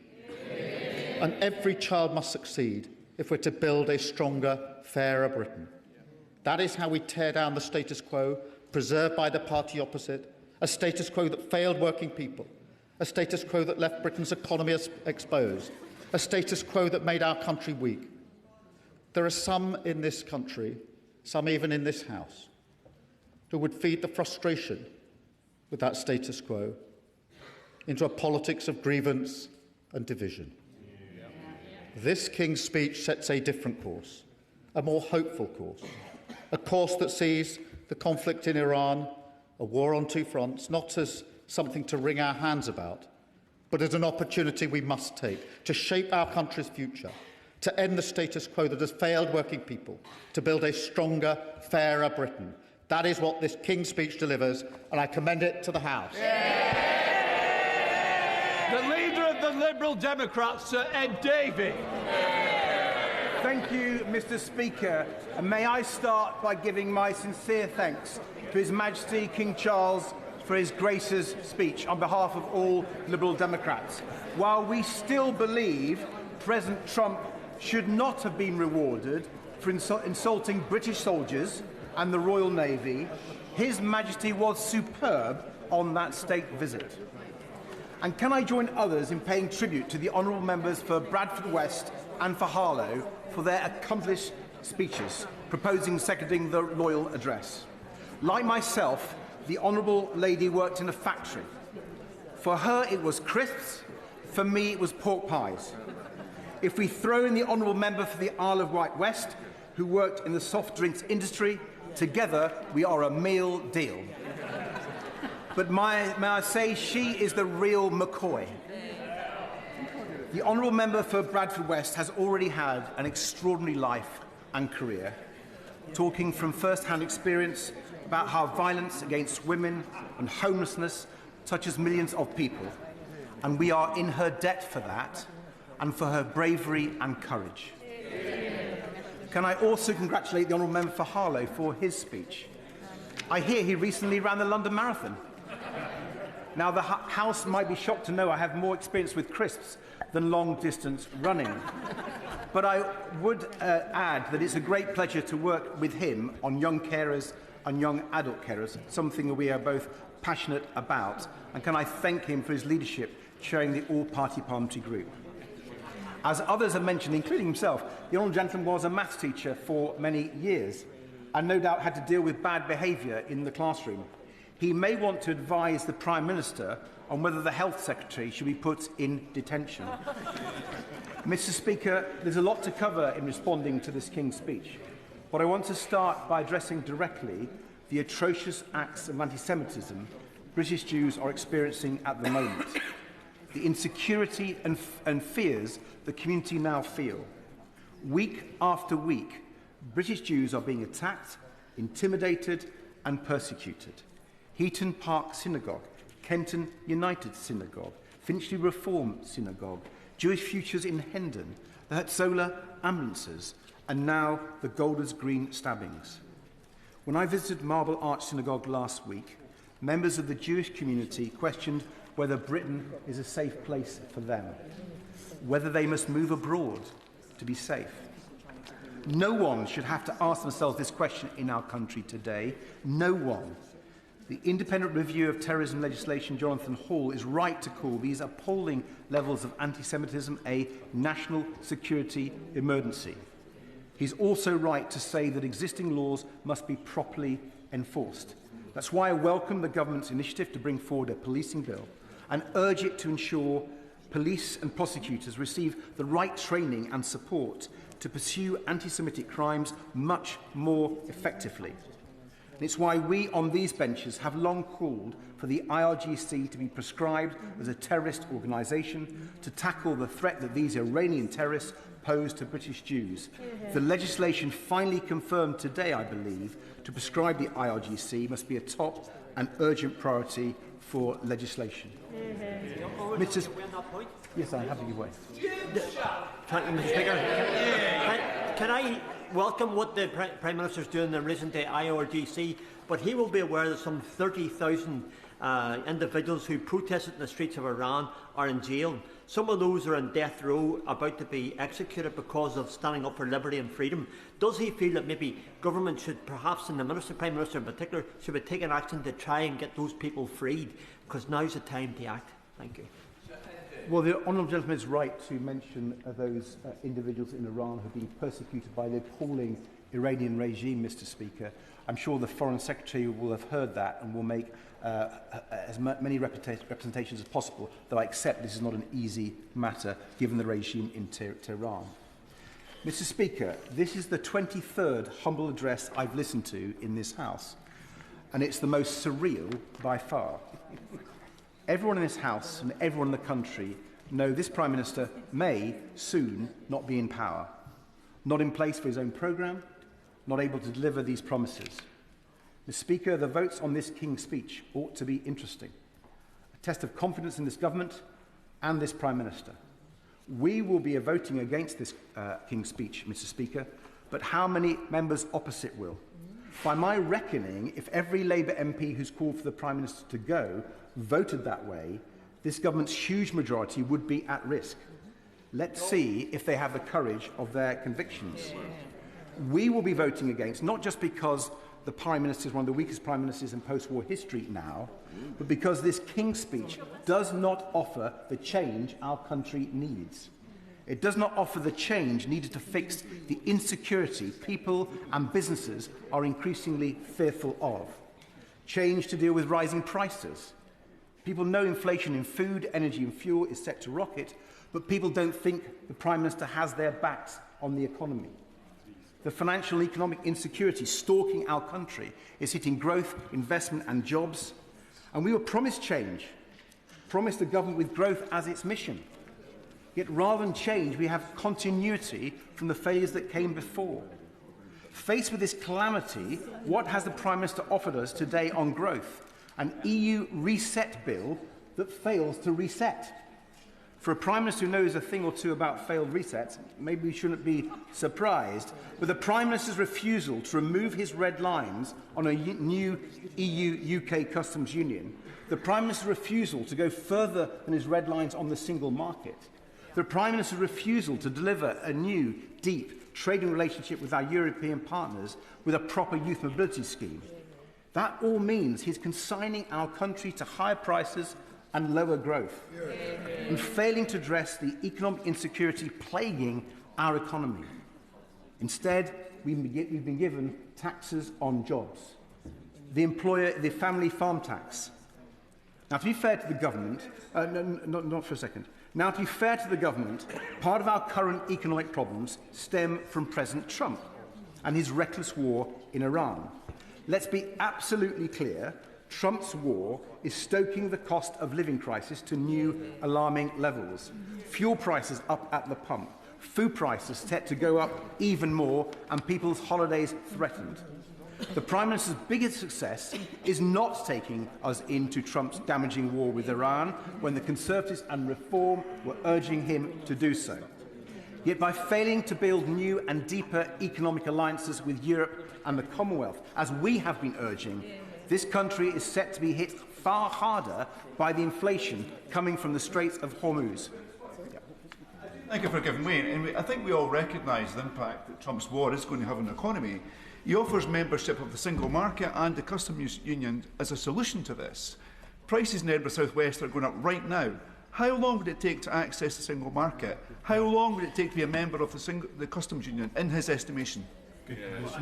Grateful for the honourable gentleman's intervention. He obviously didn't notice that we've been the only party putting forward a cost-of package to reduce the cost of petrol and diesel at the pumps, and that could be done immediately. So I think the honourable member should pay more attention. Trumpflation is predicted to be worse here because of the failures of this government and indeed the last. And Mr. Speaker, cozying up to this White House was never going to work. And it hasn't. And I suspect history will show that the Prime Minister's approach to President Trump was one of his worst mistakes. The sad truth is that President Trump is one of the reasons why so many people in our country do feel insecure, anxious and fearful about the future. From trade tariffs to the weakening of NATO, President Trump has broken all the certainties British people and British businesses used to rely upon. Yet this government has been far too slow to realise this and to respond to this new reality. The Conservatives and Reform may not have woken up, but there's no excuse for the government. And so it's been left to us, Madam Deputy Speaker. The country can know that my party will champion new and changing international alliances so vital for the British economy and the defence of the United Kingdom. But let me try to find an area of agreement. I do welcome the government's decision to bring forward an energy independence bill, though we will scrutinise it line by line and advance our more ambitious ideas. But I've long felt energy independence should be a long-term goal for our country and our allies. Even before Trump's war in Iran, people and businesses were being hit because of our dependence on others for fuel.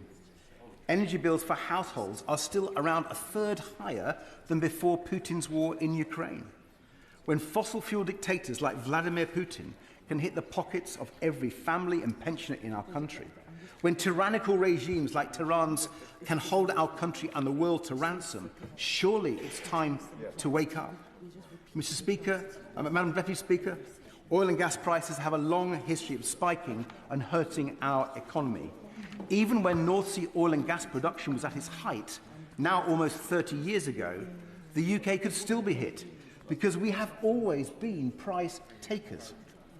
And while I've always been pragmatic on our North Sea oil industry, for our economy, not least in Scotland, it is simply fantasy and fabrication for some in this House to pretend there is a solution in the North Sea to high energy prices.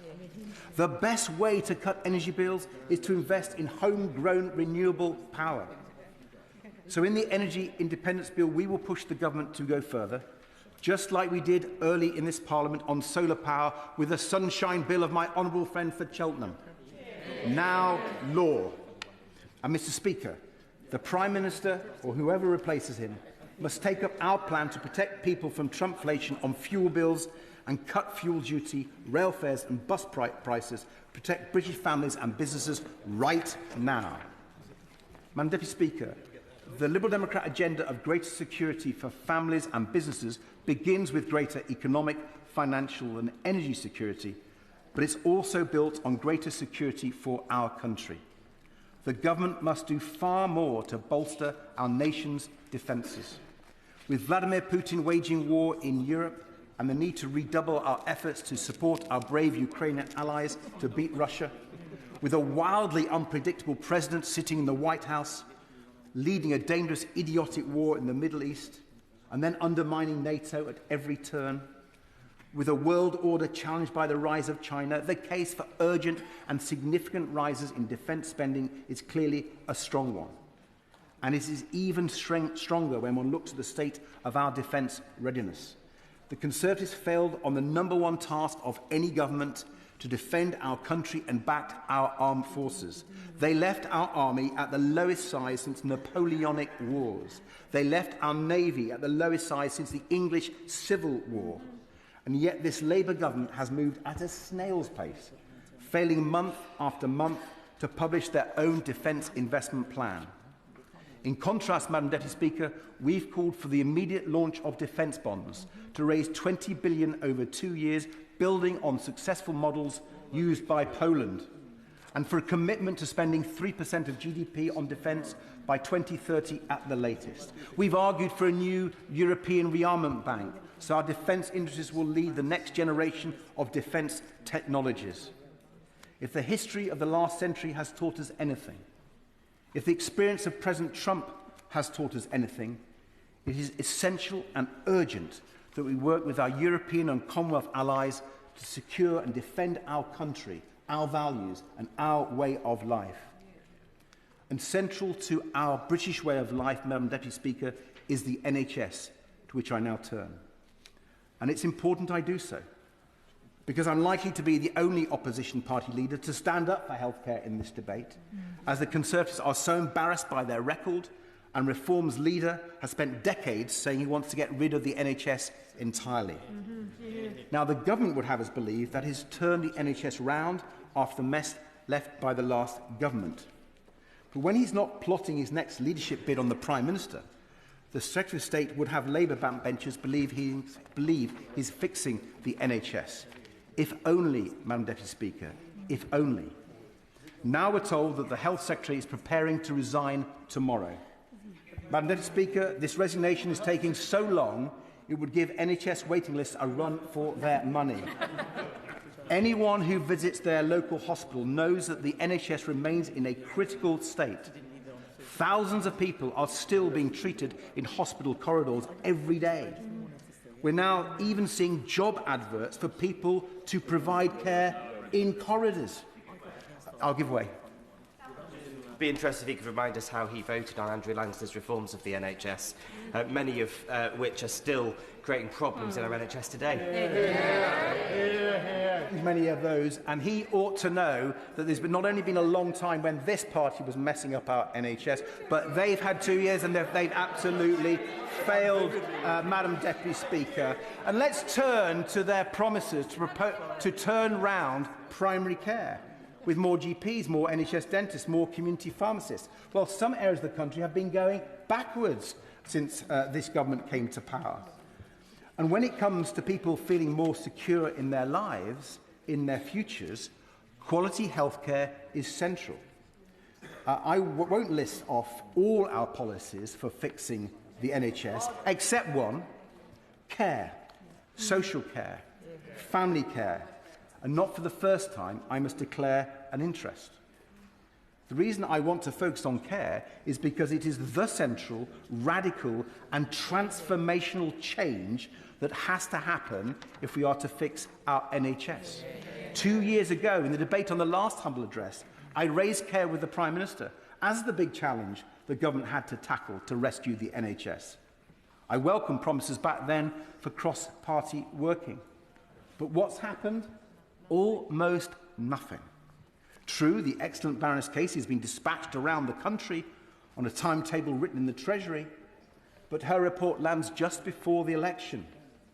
So once again, nothing happens for care in this Parliament. Madam Deputy Speaker, this is a betrayal of the elderly and disabled who need better care, of their families and of the NHS. We will not let up in the fight to fix social care and to back people caring for their loved ones at home. We will put forward the changes our country needs for people to feel less insecure when facing old age and illness. And there's another aspect to our national life where insecurity has got worse and worse, and that's farming and food. British farmers are world-renowned. They are the key to ensuring everyone has high-quality and affordable food on their plates.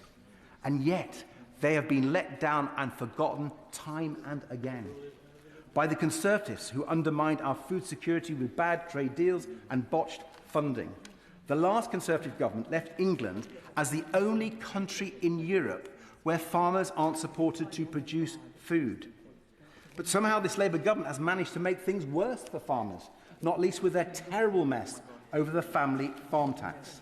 That is why we've been calling for a good food bill in this King's Speech to prioritise food security and back British farmers to produce British food. With Trump's idiotic war in Iran hitting farmers with everything from higher fertiliser costs to higher prices for red diesel, the need for our good food bill couldn't be more urgent. Coupled with our plans for a much closer trading relationship with Europe, there is a pathway to greater food security and lower food prices, and the government must seize it. Mr. Speaker, there are many ways in which our party believes the government should tackle the insecurity people across our country feel right now. From quicker, tougher action on the damage being done by social media to our young people and people's mental health, to backing the case for more community police officers to keep our communities safer, to having a fair asylum and immigration policy which is genuinely effective against irregular immigration, but welcomes people who play by the rules and contribute to our great country. From tackling the continuing scandals in our water industry to building the affordable and social housing so many families and young people desperately need, and ensuring children and families are at the heart of reform to special education needs. My honourable and right honourable colleagues will set out our approach on all these issues over the course of this debate. But I want to end by addressing the threat to our country from another source, from populist politicians and extremist parties, who sow division, who play the blame game, who make wild promises, and who are a threat to our very democracy. They are exploiting our broken political system, which both the Conservatives and Labour have failed to fix. The first-past-the-post electoral system of winner takes all was supposed to bring stability, was supposed to provide majority government that could take the tough, long-term decisions to deliver for our country on the economy, on the NHS and on defence. And we see how badly it has failed. Majority governments, yes, but with 6 prime ministers in a decade, soon probably 7, hardly stability when so many people now ask, is Britain governable? And this concentration of power undermines so much and leads to the scandals that undermine the standing of our democracy even more. When a twice-sacked member of the House of Lords is handed the most prestigious ambassador post we have, despite the Prime Minister knowing his links to a convicted paedophile and sex trafficker, when a Conservative Prime Minister consistently broke the rules he himself set for the rest of us during one of our nation's most severe crises, when a leader of a political party thinks a £5 million gift from a Thai-based crypto billionaire doesn't reek of corruption, and the threat is clear. A Reform Party who takes its orders from their American boss at Mar-a-Lago could win a majority on less than a third of the popular votes under our electoral system. Madam Deputy Speaker, we must fix our broken political system before it's too late, And this King's speech is not up to that historic, vital task. We need a new Magna Carta to enshrine the rights of citizens, protect us now from the populist extremists threatening our country. And I give way to, who was it wanting to video? The honourable gentleman for giving way. I would point out that the results in Bradford district were some of the most unrepresentative, with Reform taking a majority of seats despite having only 23% of the popular vote there. So does he agree with me that while Reform made gains in seats, they are not what the majority of people in this country support? The figures from Bradford, and she makes the case that our party makes for electoral reform at local government and national government. I may say in my honourable friends' constituencies of Twickenham and Richmond Park, we now have every single councillor, Madam Deputy Speaker, but we don't have every single vote, and we would welcome electoral reform in our councils where we are overrepresented, and I hope her government listens to the voices of these benches. Madam Deputy Speaker, it is clear the country wants change. When the battering the two old parties received at the recent elections, it's clear they're not offering it. Worryingly, many are looking to the extremes on the left and the right, thinking that if we burn the system down, things would improve. Yet I don't believe the British people want Trump's divisive, unfair America here, even though that's Reform's offer of change. And I don't believe British people want change with a reheated Corbynista agenda put forward by a Green Party which no longer offers serious action to protect our nature and our climate. So it will fall to this party, the only non-populist, non-extremist party left standing to offer the real change people crave. Our change is about building things up, not burning them down. Our change is about bringing people, communities and our country together, not dividing and blaming people. From Europe to social care, from energy to defence, from political reform to our environment, I'm proud to lead a party that's preparing for government so our country can be changed for the better. Gareth Thomas. Mr. Speaker, I should at the outset say how much I welcome the opening remarks of my right honourable friend, the Prime Minister, about anti-Semitism.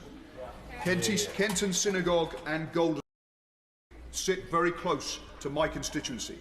The attacks were shocking and appalling, and so I welcome the government's determination to crack down on online hatred and anti-Semitism. And I take this opportunity to commend the courage and skill of the police officers who responded. One of the many important points that my honourable friend for Bradford West made in her excellent and humorous speech was about the need for those of faith, of all faiths, and indeed of no faith, to stand together against hatred. And that will resonate particularly in a constituency like mine.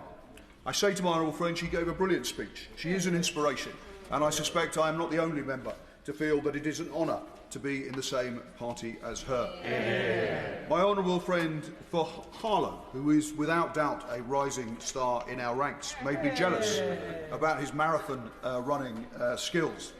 If he'll forgive me, I won't dwell on his love letter to Harlow, but I will dwell a little bit, if I may, on the shared commitment to cooperation that we both have, and hope that together and with other members of the Co-op Parliamentary Party, we will see progress on delivering solutions to the need for capital for more cooperatives to expand in our country over the time of this King's speech.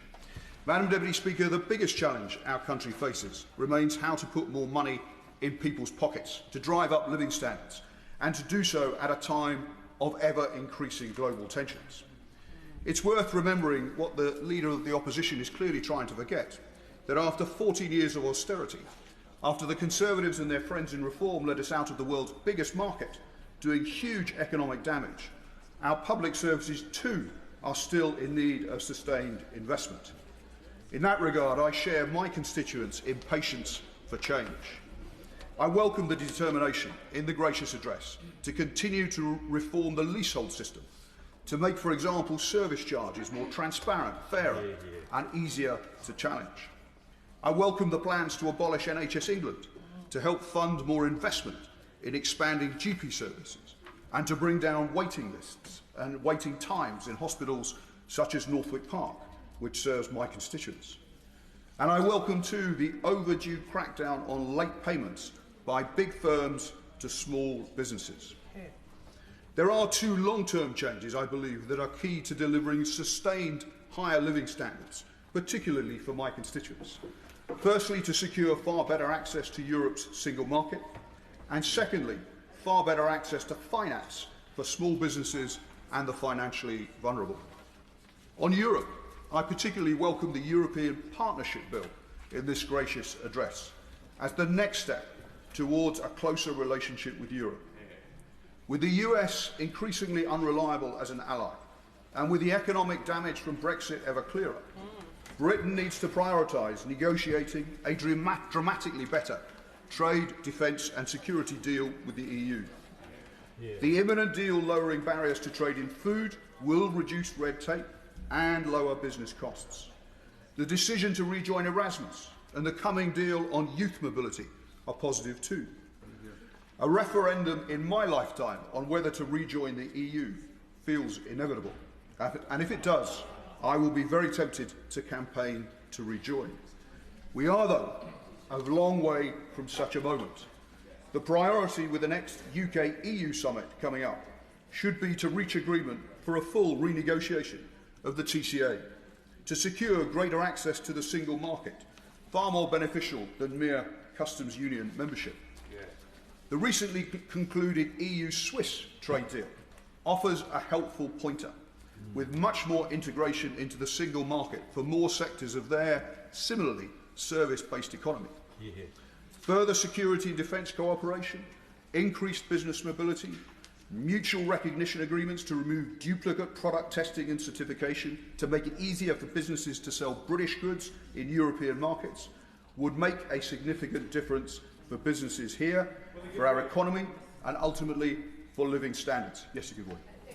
He's very kind, and I'm listening intently to his anticipation of a brighter future with a closer relationship with the EU. He even goes as far to say that he looks forward to another referendum on whether to rejoin the European Union. Does he agree with me that when you're sold an outcome on a false prospectus on a referendum, it's probably no big deal to have a rerun of that referendum so you can make an informed decision about your constitutional future? The one thing I will agree with the honourable gentleman on is that we do need a closer relationship, and it is this government that has sought to rebuild relations with Europe and is doing so increasingly effectively. On the point about the need to open up opportunities for more cooperation with Europe, I recognise that we will have to pay to access the single market more easily. But given the damage to our economy, given the higher costs, the extra bureaucracy the poorly negotiated Brexit deal brought in its wake, we should be willing to negotiate that hard bargain. The second long-term issue that I think we should focus on as necessary to deliver sustained higher living standards is around banking. Millions of people and thousands of small businesses are locked out of affordable credit. Forced into high-cost or illegal lending, money is being taken from the pockets of the poorest and economic growth is being stifled. This is an entrenched but fixable market failure, which I hope the coming Financial Services Bill may help to begin to address. Research by the National Institute for Economic and Social Research, funded by the Treasury and the Department for Business and Trade, that was published in January, made the striking conclusion that if Britain had a network of mutual banks that had stronger direct relationships with their small business owners, that growth would be higher by between 1% and more than 2% over its first 5 years, rising to between 1.7% and 3.5% over the long term. It noted too how investment would be almost 2 to 3.5% higher in the first 5 years, rising to between 2 to almost 4.5% higher in the long run. The research, and it is academic research, which looks at the impact of mutual banks in France, state-run German regional banks, and community development finance institutions in the US, considers how much more lending would happen if we had a somewhat less centralised banking model than we have currently here in the UK. There are many suggestions for how to deliver growth currently doing the rounds, but the scale of the impact of more investment in mutual or community banks, as this serious research suggests, does beg the obvious question of what more we could achieve in this Parliament in this area, to expand the reach and scale of mutual banks, building more direct and personal relationships with more small and medium-sized businesses, offering more affordable credit options for personal customers, and a greater willingness to back hard-headed community ownership initiatives that help to restore pride in the places we live. Fair banking legislation, similar to what exists in the US, would help. Proactive efforts to help credit unions expand by employers, particularly in the public sector, through payroll deduction options, would help too. The biggest banks should actively help support the expansion of community banks. One or two do. But they need sustained private capital investment. Barclays, Santander and HSBC invest in CDFIs or community banks in the US, but they don't here in the UK. That should change. Let me now turn to the international situation. I welcome the government's continuing support for Ukraine, the decision to stay out of the illegal conflict with Iran, and the strong support for NATO. The situation in Gaza remains profoundly disturbing. Every child under 5 in Gaza is considered undernourished by UNICEF and other aid agencies. Almost every school has been destroyed or severely damaged, and 96% of households lack adequate access to water. Over 1 million children are facing a catastrophic humanitarian crisis, which I would suggest demands fresh and sustained UK engagement. I strongly supported the government's decision last year to recognise the state of Palestine, to protect the viability of a two-state solution and create a path towards a lasting peace for the Israeli and Palestinian people. Distant as that prospect may seem, it remains, in my view, the only path to a sustainable peace for the Palestinians and Israelis alike. The UN documented more than 1,800 settler attacks last year in the West Bank, the highest on record, clearly part of a sustained campaign to reduce the possibility of a viable Palestinian state. So action to clamp down on goods coming into the UK from illegal settlements and to further sanction violent settlers is needed. Lastly, 80 years on since the founding meeting took place just across from where this House now meets, a renewed commitment to the United Nations has never been more necessary. For all its failings, and there have been many, it remains our best route for addressing conflicts, for tackling global health threats, for promoting the rights of all, for delivering humanitarian aid, and for championing the interests of the world's most vulnerable. With our coming G20 and then our coming G7 presidency, we are in a unique position to support the current UN Secretary-General as he seeks to rethink and reaffirm the UN's role for the world we're in now. I hope we'll support him in those efforts. Andrew Mitchell. Thank you, Madam Deputy Speaker, for giving me a chance to contribute to this King's Speech debate today at such an early point in it. It's a pleasure to follow the Honourable Gentleman for Harrow West, and I want to express strong support for what he said about the government's determination, the whole of Parliament's determination to crack down on anti-Semitism. And I hope that he will have carried everyone in this House in the words that he used. It's a great pleasure also to congratulate the honourable members for Bradford West and for Harlow on their brilliant speeches today, which entertained and amused the House.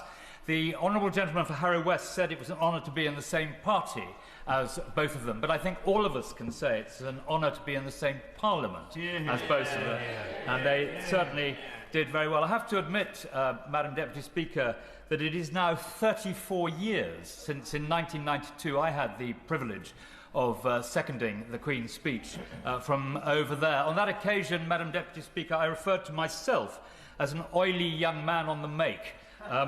Those were the days. Now he's an old man. Those were the days, Madam Deputy Speaker. Oily old man. Now, Madam Deputy Speaker, there are 3 points I wish to contribute briefly to the debate. 3 points that came off the doorsteps in the royal town of Sutton Coldfield during these recent elections, where I was listening very carefully to my constituents. Elections, incidentally, which were extremely successful for the Conservatives in the royal town of Sutton Coldfield, where we held now all 10 seats on Birmingham City Council, having got rid of the last vestiges of the Labour Party in the royal town. That clean sweep in the royal town of Sutton Coldfield was not echoed across the city of Birmingham, where there are now 6 significant parties represented on the council, making governance even more difficult than it was before. And I urge the Treasury bench, and in particular the Secretary of State for the Environment and Local Government, to be on red alert about what happens now in the city of Birmingham. They are, I think, going to need to give the commissioners far greater powers. There are vulnerable people, old and young, who depend upon Birmingham City Council turning a page and becoming a more effective giver of good local governance. And the words of the Conservative leader of the Conservative group on the Birmingham City Council, Robert Alden, are important. He said, and I quote, "We'll try to work with people across the political spectrum to try and deliver these priorities." Now, Birmingham has languished under a profoundly inadequate Labour administration, which even the Labour Party nationally did not think was doing a proper job. And it will now require a Herculean effort of restraint and goodwill to deliver the governance the people of Birmingham are entitled to receive. This will involve, I think, also devolving more power locally. Governance is always best when it is closest to the people it seeks to serve. And certainly for the Royal Town of Sutton Coldfield's Town Council, under its outstanding leader, Simon Ward, we are ready for more devolution, and we think that will make life better for local people. The second point I want to make is about defence, because I think although the words are in the King's speech, there is an awful lot more that needs to be done. And Ukraine and President Trump have ushered in a new era on defence. And thank goodness, incidentally, Madam Deputy Speaker, that the last Conservative government was so fast to realise and arm and train the Ukrainians ahead of and during the early days of the illegal invasion by Russia. And the Prime Minister complains, he may or may not have some justice in that, he complains that the armed forces have been hollowed out over many years by both parties. But it is on his watch, that these acute problems have come to pass. George Robertson, respected on both sides of this House over very many years, has made it very clear that we must now rearm, we must increase our spending on defence, and I very much hope the government will provide far more urgency than they are providing at the moment to this cause.